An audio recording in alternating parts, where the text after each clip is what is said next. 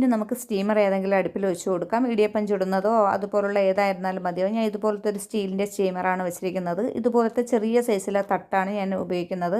നമ്മുടെ സാധാ അലുമിനിയത്തിൻ്റെ വലിയ ഇഡലി തട്ട് അതായിരുന്നാലും മതിയാവും. ഏതായിരുന്നാലും കയ്യിലുള്ളത് എടുക്കുക.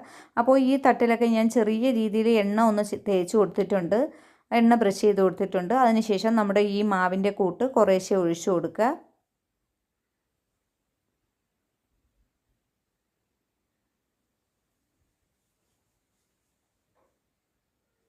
ഒരേ അളവിൽ ഒഴിച്ചു കൊടുക്കാൻ ശ്രമിക്കുക. എന്നാലേ ഒരേ രീതിയിൽ വരുള്ളൂ. അപ്പോൾ നല്ല നിറയ്ക്കുകയും വേണ്ട. ആദ്യമൊക്കെ ആയതുകൊണ്ട് കുറേശ്ശെ ഒഴിച്ചു കൊടുത്താൽ മതിയാകും. ഇനി നമ്മൾ ചിക്കൻ്റെ കൂട്ട് വെച്ചതിന് ശേഷം മുകളിലോട്ട് ഇനിയും വെച്ച് കൊടുക്കും. അപ്പോൾ അപ്പോഴും മാവ് ഒഴിച്ചു കൊടുക്കുക. അപ്പോൾ ആദ്യം നമ്മൾ ഇത് വെച്ചതിന് ശേഷം എല്ലാ തട്ടിലും ഒരേ അളവിന് മാവ് ഒഴിച്ചതിന് ശേഷം നമുക്ക് ഒരു 2-3 മിനിറ്റ് ആവി കയറ്റി അതിനൊന്ന് വേവിച്ചെടുത്തതിന് ശേഷം